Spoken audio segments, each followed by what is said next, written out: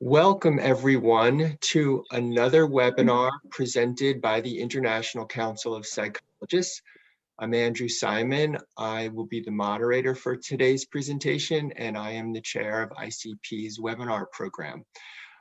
As you know, if you're joining us today, we'll see a presentation by Dr. Kizilhan, and I will give you more information will be provided on that in just a moment. So that you know how things will work today, we will see about a 40-minute presentation, and then the last 20 minutes will be for question and answers. If at any point during the presentation you would like to ask a question, please use the icons at the bottom of your screen where you see either the Q&A or the chat. If you don't see it, you can move the cursor. Simply type in your question, and we will select these questions and present them later in the talk. It is helpful if you present your questions in a consolidated way so that we can get as close as we can to exactly what you like to be asked. I would also like to introduce with us today Dr. Elaine Congress, who is also part of the board of the International Council of Psychologists, who will frame our presentation and introduce the rest of the content for today. So Elaine, please go ahead. Thank you, Dr. Simon. Yes, we're very, very pleased today to have a speaker who is Dr. Kizilhan, and he's the director of the Institute for Transcultural Health Science at the University of Baden-Würtemberg in Germany. He's also the dean and founder of the Institute for Psychotherapy and Psychotraumatology at the University of Doha in Northern Iraq. And he also has a special quota project for vulnerable women and children, which is funded by the state government of Baden-Württemberg in Germany. We are real privileged and pleased to have him here. He's an accomplished author and publisher with over 30 books and 120 journal articles. He's a psychologist who specializes in psychotraumatology, sexual violation, trauma, transcultural psychiatry, and migration research. And he speaks about very vulnerable women and children. And we know this is a human rights issue, but it's also an issue that really affects women. And so without further ado, let me turn the program over to Dr. Kizilhan. Yes, thank you very much, Elaine and Andrew, for the nice introduction. And again, thank you for the invitation to have this opportunity to speak to you. And maybe one issue which is not very aware in America and other countries, the impact of terror on women and children. And so thank you again for the opportunity. I will go through the project and explain the aim of the project, how we take 1,100 most vulnerable women who were in the hands of the IS to Germany, and later discuss more also some researches, how it impacts the psychology of this survivors of terror and war, and maybe later we can talk what is needed to do as a psychologist, a therapist, but also the human right, also in the perspective of gender aspects, what is need to do. Most of you know that 2014, when the IS attacked Syria and Iraq, as a so-called Islamic State, the German government, especially the state government of Baden-Württemberg, decided to take 1,000 most vulnerable women who were in the hands of the IS. I was one of the head of this project and went with a team to Iraq and examined 1,403 women, which I will never forget, because it is not easy to sit in front of women and children and listen their stories. And sometimes even you are expert in psychotraumatology, you cannot imagine what has happened to them and go through such kind of atrocities and go through the through the hair.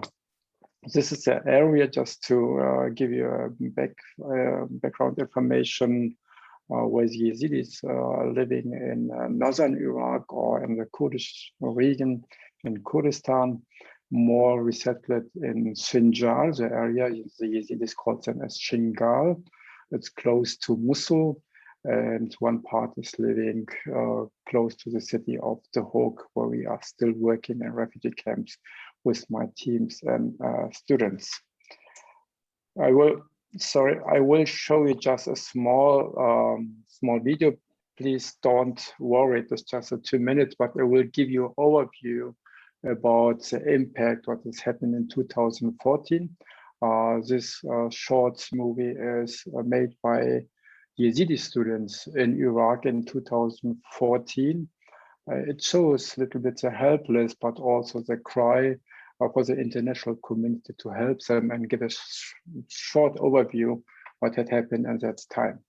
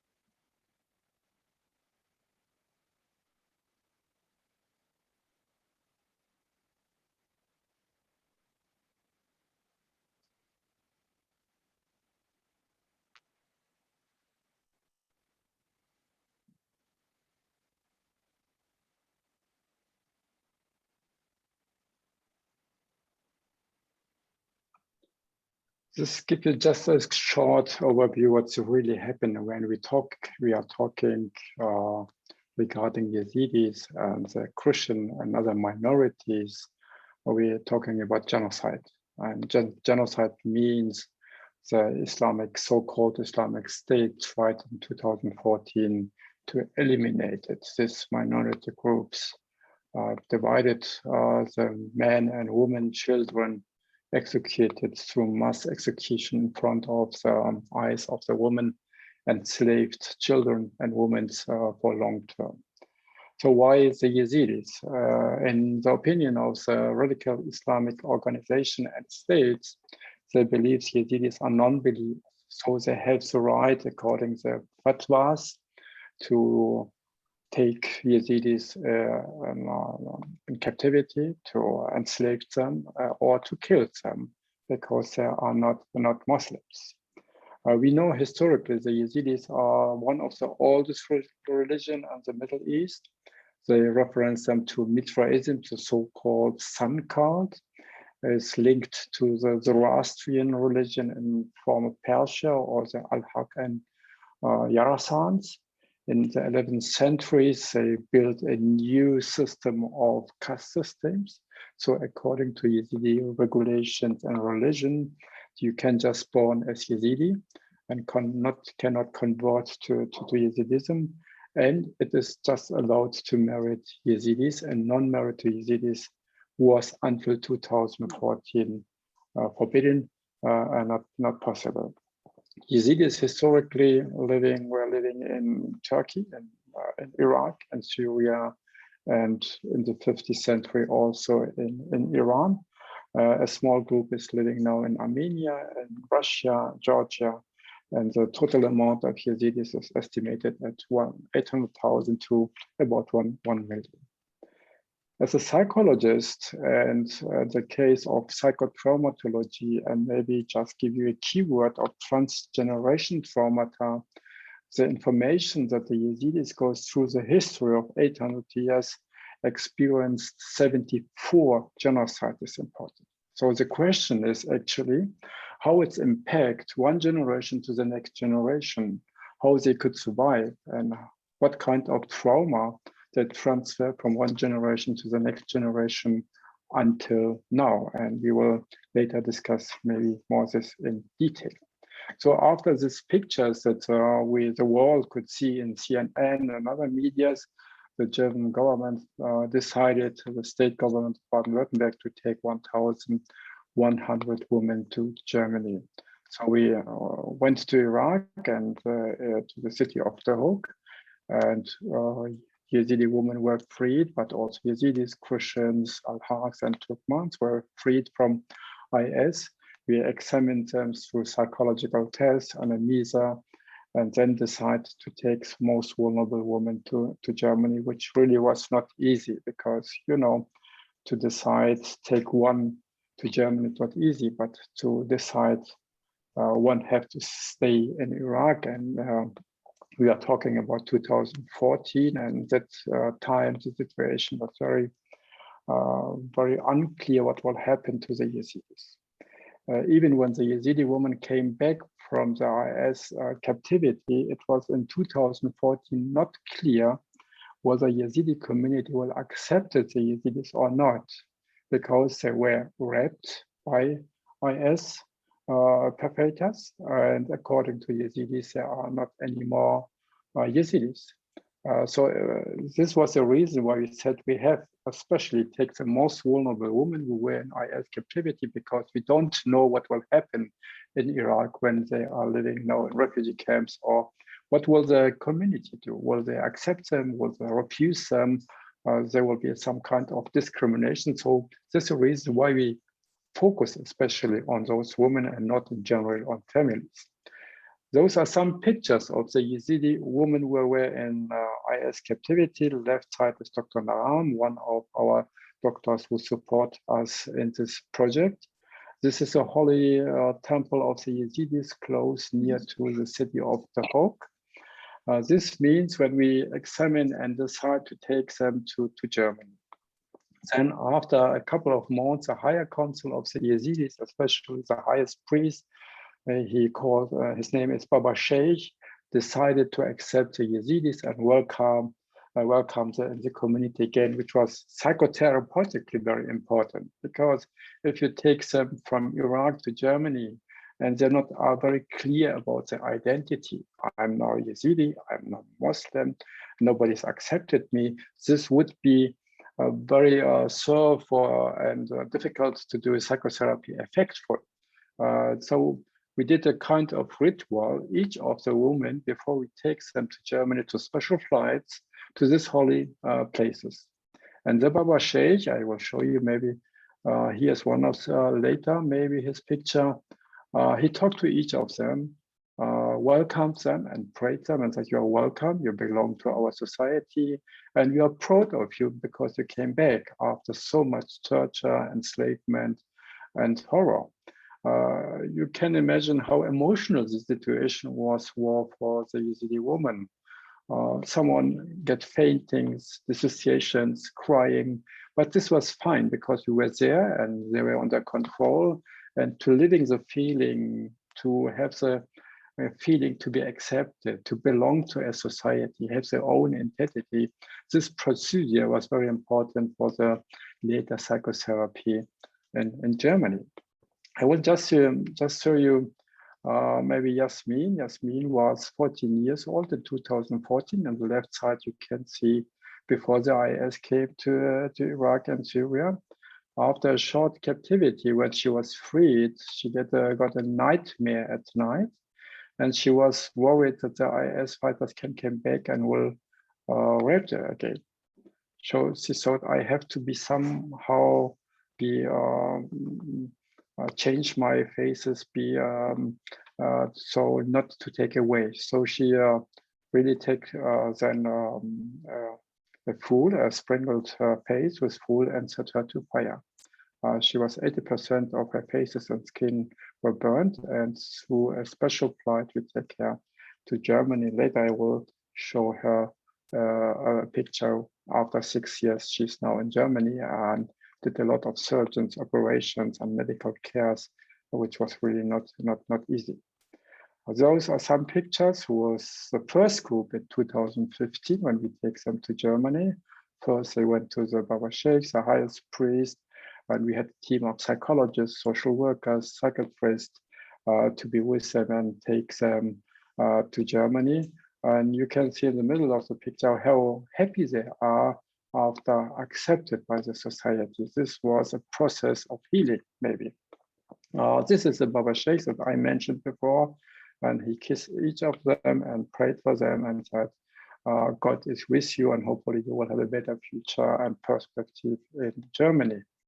So what is happened actually? Why the IS proprietors and Islamic State are so cruel, are so evil? And this was actually one of the most questions that children ask me. Always, why humans are so evil? Why they killed us and my mother, my father, my brother? And we know historically that the human being has a power of aggression and power of evil, but also the power of love and solidarity. In special situations, there's a kind of regression where we face, for example, in the Second World War in Germany with the Nazi regime. They killed about 6 million Jews. And they say the same, actually. In the view of the Nazis, Jews were not human. And when I asked, later I did some interviews with the IS fighters who were in prison and asked them how you can do that because they are human. I said, no, they are not human. So even to kill a chicken is more difficult than to kill a Yazidi because in their view, they are not human. They are, and so it's a kind of dehumanization of the human. And if you're not anymore human, so you have not a face of human, you are object. And if you're being an object, you can do everything with it. This is how it's happened with IS, but another terrorist organization. And unfortunately, since the mankind, we know the human can be very aggressive and very cruel. Just to remind you how many indigenous people we killed in North and South America. How many people, about 40 million people killed just during the time of Genghis Khan, 60 million people killed during the Second World War, and so on. So we estimated now through some data that at least 500 million people were killed by humans. So the human can kill human. This is a reality. But in the same time, as I mentioned, we have also the power of humanity, of love, of solidarity and loyalty, and to be with each other. But still, our civilization is not very stable that we can say this will not happen ever. So who would ever have the idea that IS will came and do a genocide in 2014? Nobody accepted this. But this is important also in psychology. When we did the research about the impact of the sexual violation of IS terror against the Yazidi woman after 5 years, still you can see many kinds of psychological and psychiatric disorders. like depression, anxiety, somatoform disorder, but also sexual dysfunction and post-traumatic stress disorder is really very high in general, about 60%. Suicidal ideas still happen, and at least now with the pandemic of COVID-19 in refugee camps, we know that about 20% of suicide ideas arise. Just in this year, from January, in January 2021, 11 Yazidi girls committed suicide because of not having any perspective. Just as a background information, still after 6 years of this genocide, 300,000 Yazidis are living in refugee camps. A refugee camp is between 5,000 to 20,000. One of the largest is 23,000 people living in tent behind the tent. So if you don't have any perspective living in a refugee camps, this can arise the psychological symptoms and affect the trauma or kind of re-traumatization. This is one of the really interesting study, because most of the Yazidi women who were in IS captivity and raped, and rape means not just one time, hundreds of times. They sold one fighter to another. Even people from Saudi Arabia, from Egypt, Tunisia, or Qatar came to Syria or wanted to buy this women as slaves. So still there was a kind of that what we recognize a dissociation seizure, or kind of fainting, which is according to normal prevalence worldwide very high. Also many colleagues from Canada, where now 1,400 Yazidis were living in Canada, give me also the call, or we talk about they didn't understand why they have so much dissociation seizures or faintings. So we did this research, and so the correlation between shame, because they are from a patriarchal society, they know, and everyone knows they are raped. There is a kind of tension, a body tension every day. Developed a somatoform disorder, which means pains without any medical findings, and have, of course, this trauma. So the relation between shame and somatoform disorder and PDS shows that they have this kind of dissociation and dissociation fainting, which is sometimes looks very cruel. They are falling down, they are crying, they have a kind of seizure, they are not able to move, and this takes sometimes 10 to 30 minutes. And after them, they are so much tired, sometimes for 1 week, they are not able to speak or to move. Some of one of the cases told me, and I asked him actually, what has happened if you are painting and lying on and crying? And he said, I remember it's like to be a real, remember how a person is tried to rape me, and I try to defend me somehow. I try to fight not to be raped again. So this is for them in their own reality, in the mind, they believe there are exposure again, a rape or a torture. We know from at least 1,800 to 1,000 children, Yazidi children, were forced to be as child soldiers. Child soldiers means they are trained in Islam first, mainly 1 or 2 months.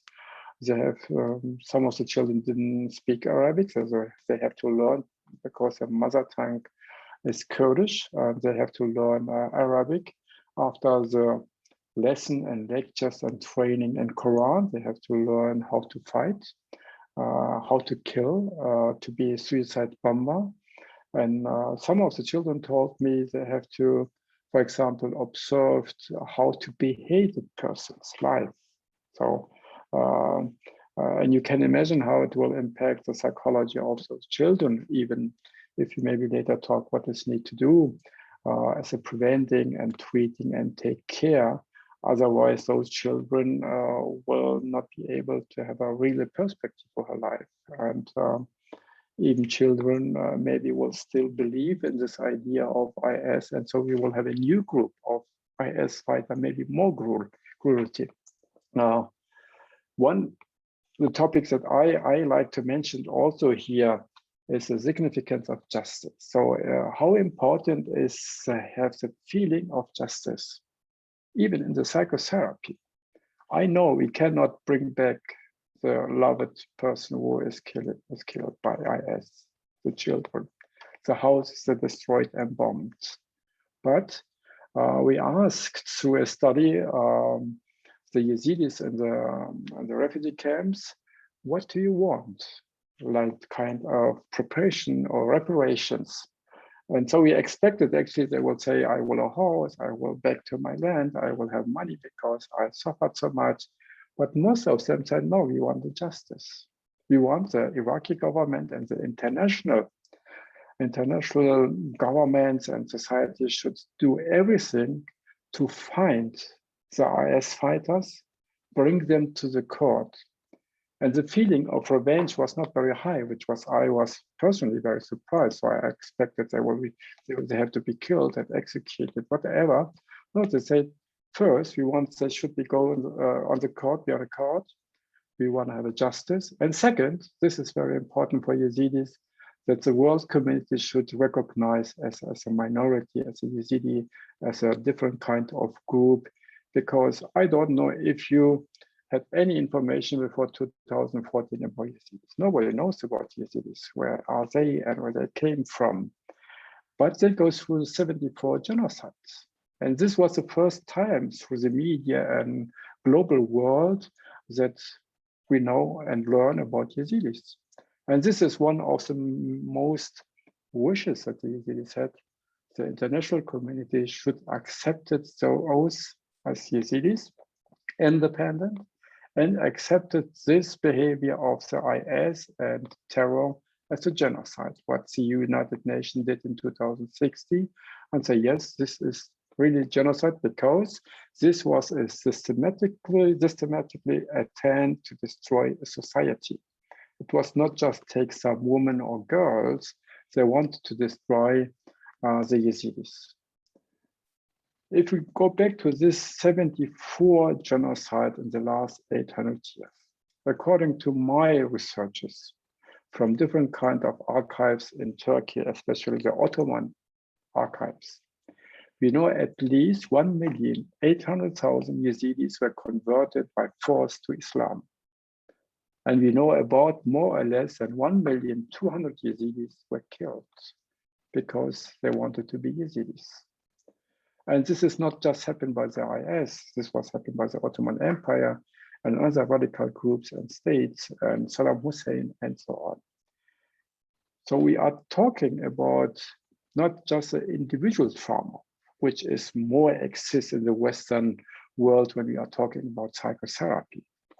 Someone have some problems, burdens, events, stress events, and we see it's more individual.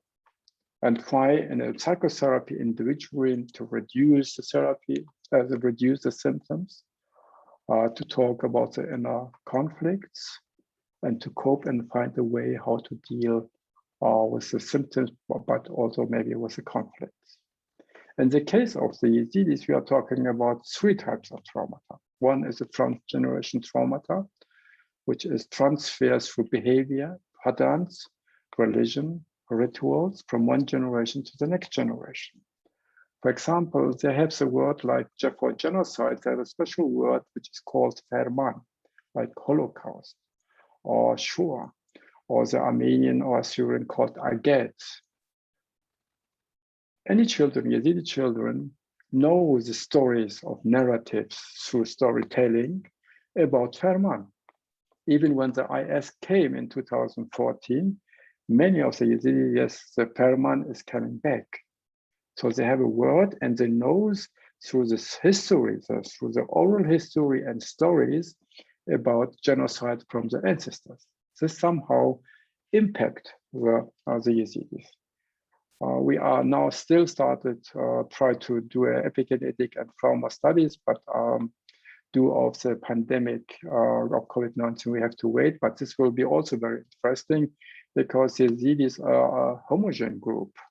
They are not married with other groups. They are just since 800 years, there's a one group, and maybe through epigenetic, maybe we will find something which is very special on the DNA basis about trauma and transgeneration trauma.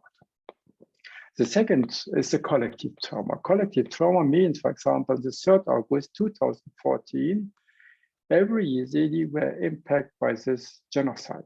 Even if you're living in Iraq, be a part of this genocide and experience yourself this genocide, or even outside, like in Europe or in America, because they remember the historical trauma and they will be a part of this trauma. So it's caused a collective trauma, the 3rd August of 2014 and later. Of course, each one of the person who suffered from this genocide and terror have the individual symptoms, the suffering, the nightmares, the flashbacks, the impressions, anxiety, sleeping disorder, and so on.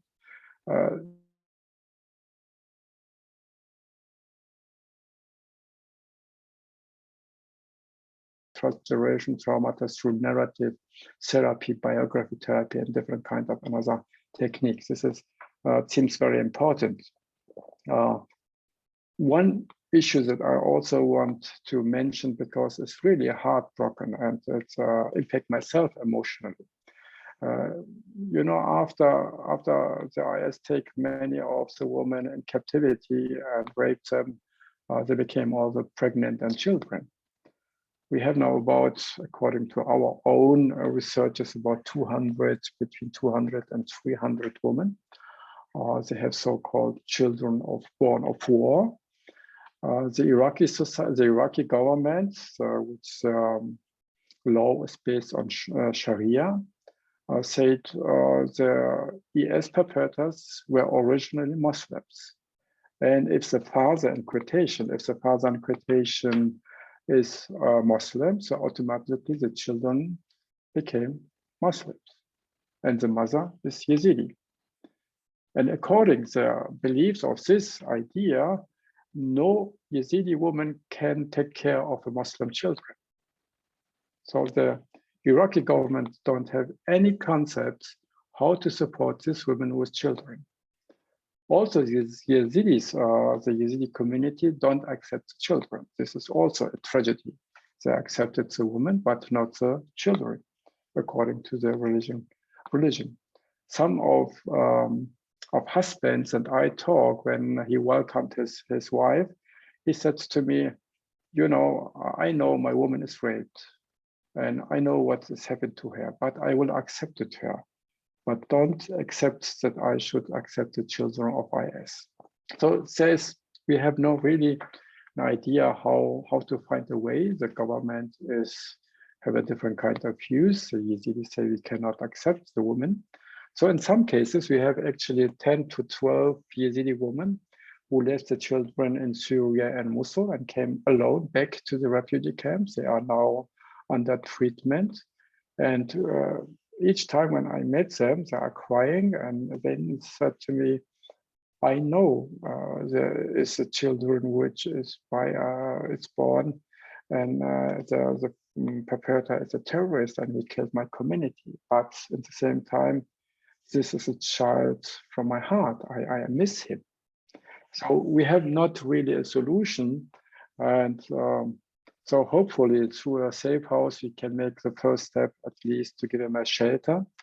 But actually, I have no hopes that we will have a perspective in Iraq and Syria.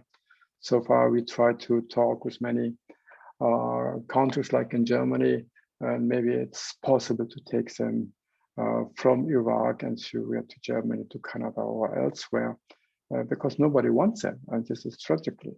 So the children born of genital rape and the Yazidi communities first need to be recognized. They're humans, they have no faults, because, and if you don't help them, maybe even later they will be join some terror organizations. came to the last some of the slides. We of course work with very children, and children give us every time hope. And you see some of the pictures in the refugee camps. Still all the memories they have and loss of family members, and still they are standing up, and every day they try to go to the school. And for example, when we came to take some of the children to Germany, the first question of the children was, do you have schools in Germany? Because they want to go to school. And indeed, structure, stability, orientation, and security are the main basics for treatment of children or reintegration in the society. And so far, even in the refugee camp, if they just have a 1 or 2 hour some activities with support of NGOs is very important. So another picture is Yasmin. As you can see, it's a painting by Timothy Chambers, which was on an execution in Los Angeles or New York. And this is 2018, where she got an award about his surviving and fighting despite all security that Yasmin faced. Another case is Nadia Murad. We take her from 2015 from Iraq to Germany. And she decided not just to be a victim. She decided to be fighting and be a voice of the Yazidi. And this is something happened changing the Yazidi society. The voices of the Yazidis became Nadia Murad, another woman who say, we stand up and we'll not accept it. We don't lose our honor. If we use this kind of words according to the culture, the IS fighters are dishonored people because they did this. And they became a voice and gives the people a new hope to fighting despite all this cruelty. And this makes the psychotherapy easier because we have a good models of fighting women worldwide through writing books like Nadia, or presenting and speaking all the world about this trauma and the sexual violation. There is no shame to talk about. We have to talk about them. And this is a good message to support other people. As a result of this project, when we were in 2015 in Iraq, we said we cannot bring all refugees to Europe or other countries. But what we need experts, doctors, psychotherapists. And when we in 2017 started in Iraq and Kurdistan, in the area where we are working, it's called the province of Dohuk. And in province of Dohuk, there are about 2 million people. And we had at that time just 5 psychiatrists and no any licensed psychotherapists. So you can imagine how difficult it is. So we started and developed a master of advanced studies in psychotherapy and psychotraumatology, which means they received a master, but at the same time it's a double qualification. We trained them to be a licensed psychotherapy under the same criteria like in Europe. I have 1,800 student study hours of practicals. They work in the refugee camps, they are under supervision, they're doing psychotherapy. And this group of 2017 finished last year. And the second group will finish in June this year. And the third group started in October. So this maybe is a kind of support that academic and experts, psychotherapists, doctors should be locals, because they know the languages, they know the culture and how to talk with them. And if they have a good training, I'm sure this will be for long term more successful in case just to bring everyone to Europe one of this, because this is not possible. If you're a little bit curious and want to read more information or receive more information, so I just can recommend it. Maybe one of the articles that write about my work in Iraq. It's from New York Times Magazine. Does Human Soil Survive Atrocity? Or a BBC film documentary about the work with most vulnerable women and sexual violation. I was a Yazidi slave, and some literatures for you if you have get some interest.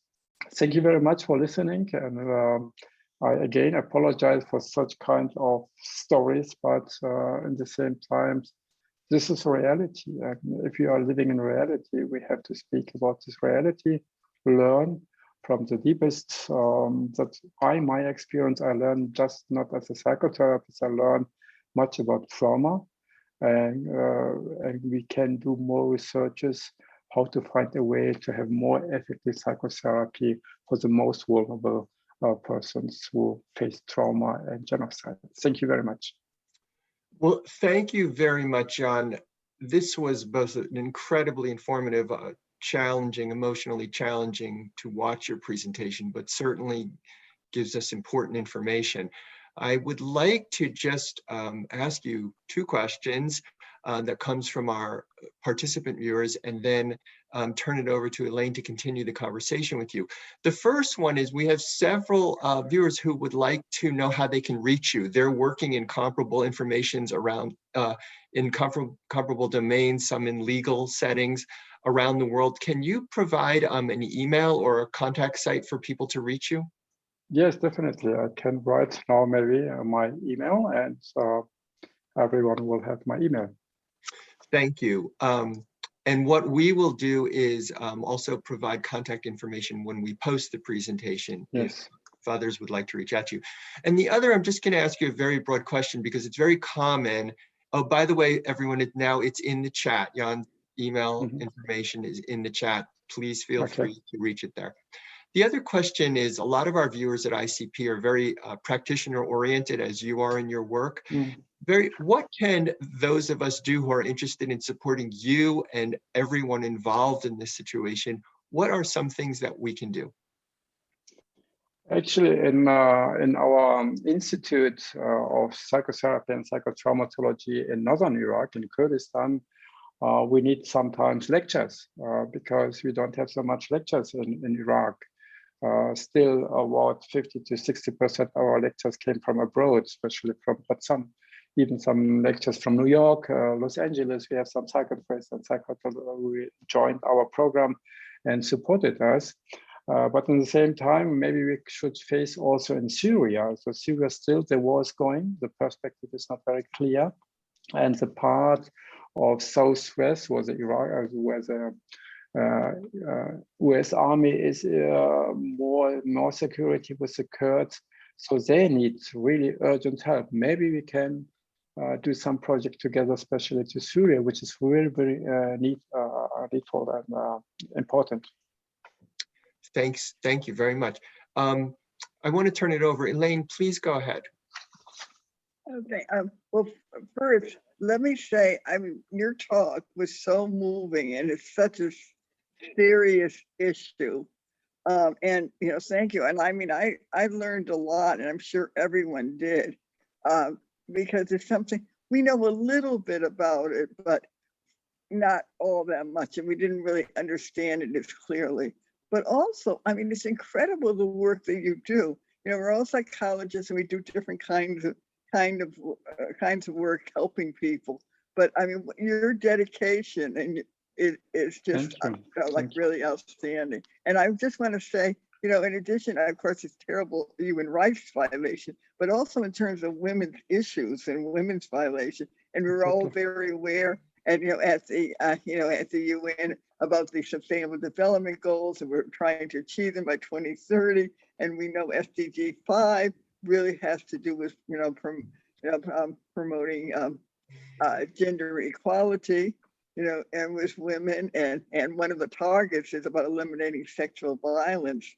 So this is certainly an example of sexual violence against women, and what you have done is just incredible to empower these women who could just suffer these terrible atrocities, and to help them kind of go on with their life. And also those who have born children because of this rape. They're just terrible, and kind of asking them to make these, hard decisions about kind of giving up their, their children. It's just like really, and then just it's so difficult. And this really shows too, the work is still going on. They're still unresolved, I think, about, in terms of I mean, we're working with women and helping these women, but what's going to happen with these children? And what Yes. about kind of long-term trauma? So, you know, talked a lot. Do you want to just share a little bit about, you know, kind of what you think in terms of the, you know, future of these children?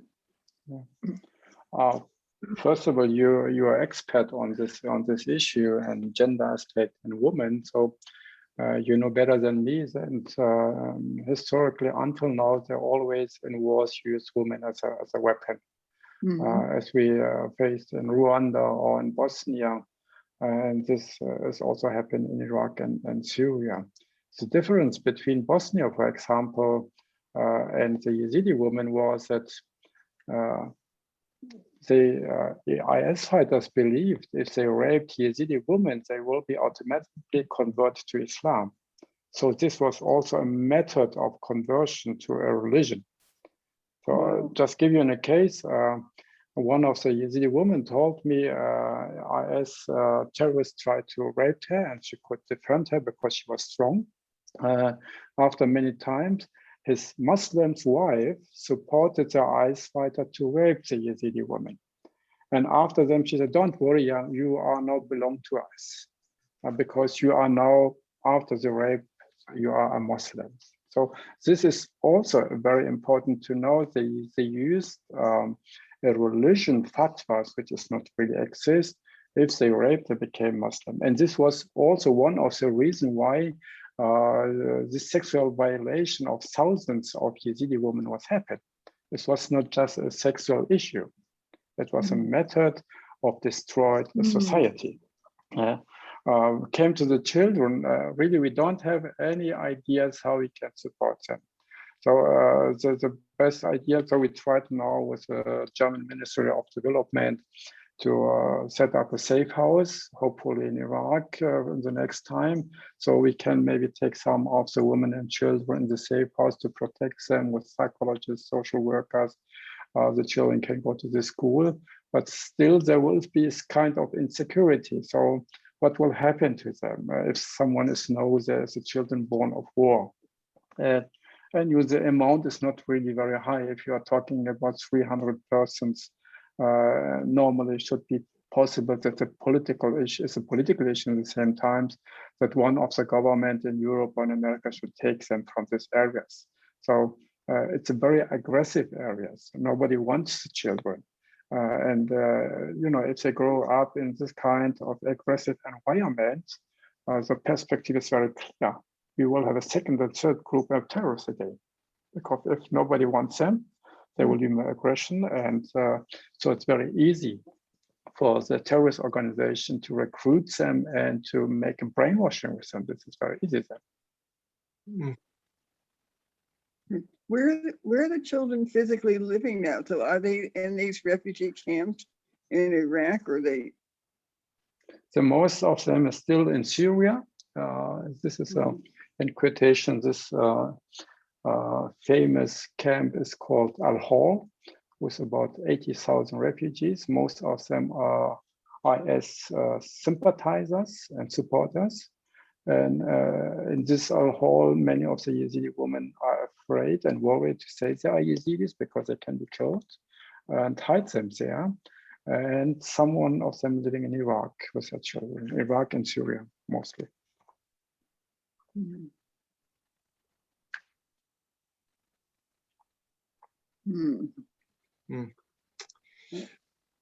Go ahead, Elaine.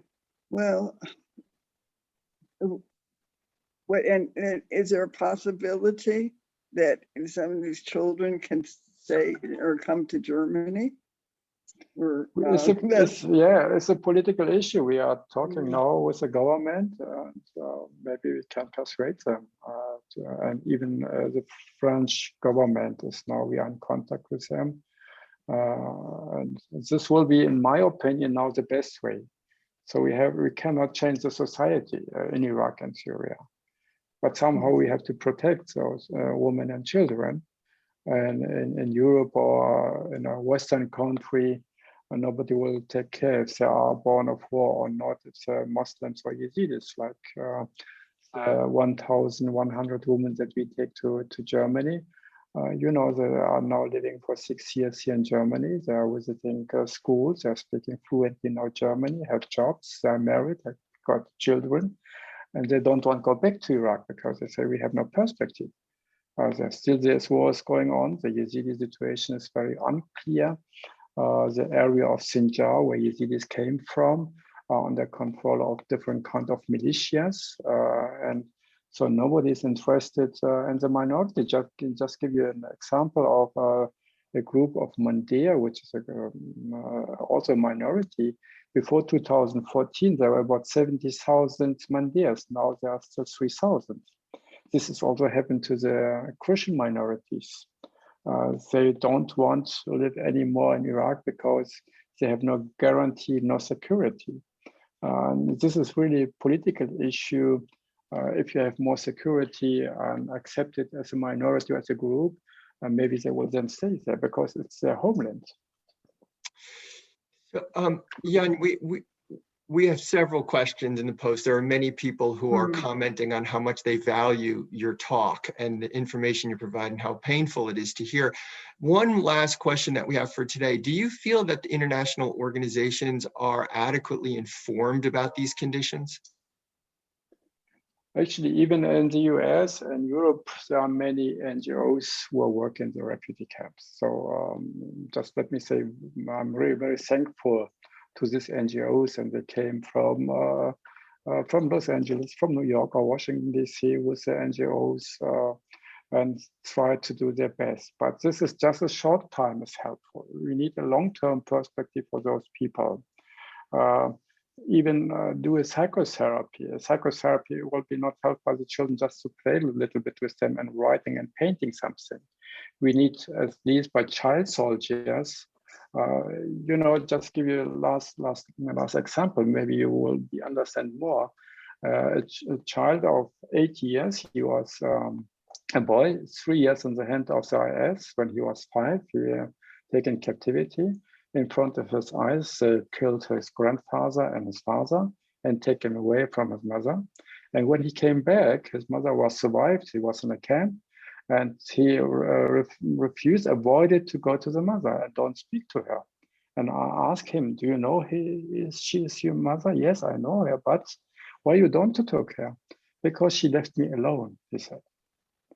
Children expected from the parents to be protected.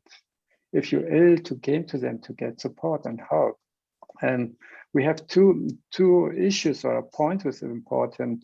Children lost the confidence and trust in humans, parents, for example, and they lost the confidence and trust in humanity. And briefly, we have to warm the heart of the children again and persuade them through multidisciplinary project with teachers, parents, psychologists, social workers, at least for 2 or 3 years, to be with them and show them, yes, sometimes the world is very evil, but there are people who try to support and they are good people. And we need that kind of long term, but nevertheless, the work of the NGOs is incredible and very, very important and amazing. What are they doing in Iraq and Syria? Thank you. Wow. Elaine, we just have a few minutes left. Would you like to say anything before we wrap up?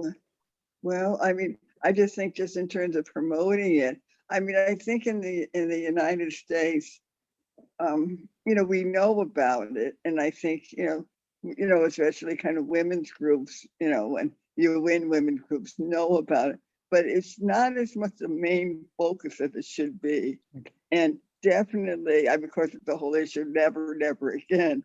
But in addition to that, about what to do now, I mean, and it seems, I mean, you're doing wonderful work. I'm so impressed. I'll tell you, I go to many, and I've done many presentations, but I mean, your work is just incredible. And so you're doing a lot of work with the women and children, but it's not resolved yet. I mean, in terms of where these women, you know, ultimately will live, how many will stay in Germany, how many will go back, and also is really unresolved about their children and the welfare of their children. So, you know, what do you think? And what are kind of last words about what will happen. Maybe I'd I like to give you spread the word from time to just a time. smaller example which impressed me also. By the way, there are about 200,000 Yazidis who are living in Germany, and now about 20,000 in the US. So there is a small community in Texas, for example, of the Yazidis. Maybe you can get in touch with them, and they have some networks which is called Yazda, and they are working in America, but as well in Iraq. So there are some activities, and maybe you can from your side to get in contact and support them. But just to finish with one example of hope, Rinda was 10 years old, and she was also in the hands of the IS. And after we decided to take her to Germany, and she asked me, "Do you have schools?" I said, "Yes, we have schools." And why, you ask me? And he showed to my chair and said, "One day I want to sit on your chair, want to be a doctor and help my people." This is, despite all this cruelty, Rinda never lost hope. And if Rinda not lost hope, why you and he should lose hope? Oh, thank you for that That's story. a wonderful point. So, Jan, thank you for this wonderful presentation, Yes. painful but very informative for us, and just really opens our eyes to key information here and gives us an opportunity to take action, is what a lot of our viewers want. I want to thank everybody who joined us today. I'm sorry we couldn't get to all of your questions. And also to thank the ICP Webinar Committee and Mary Bullock, who is behind the scenes making sure all the technology works for us today. And we want to welcome everyone to come back and join us in the future for more ICP webinars and to continue the great work that's going on in this conversation.